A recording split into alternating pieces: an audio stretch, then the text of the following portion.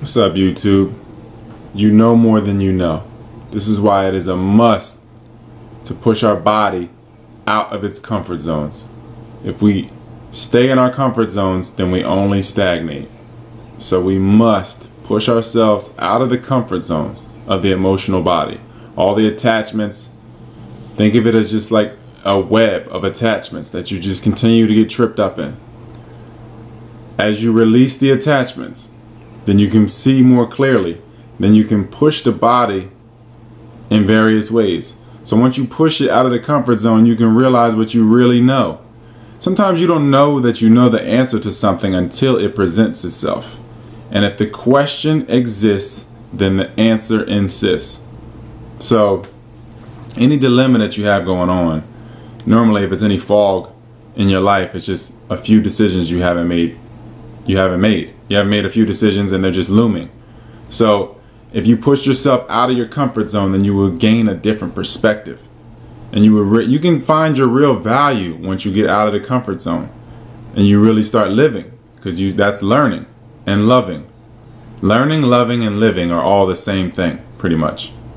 So you push the body outside of this comfort zone and you put it in a place to where it is forced to learn, forced to teach itself or learn from itself, or forcing the self to teach the body, because that's really what's taking place.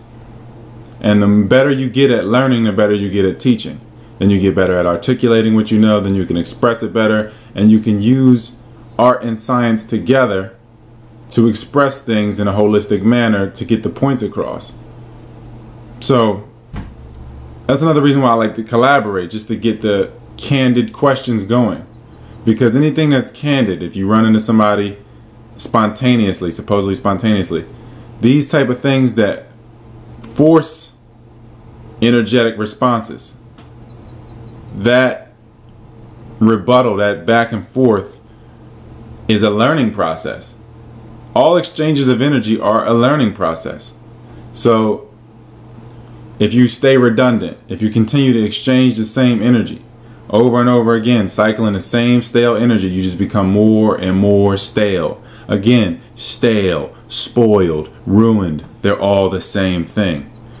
Most people have a lot of stale air in them. And you got to look at the body again.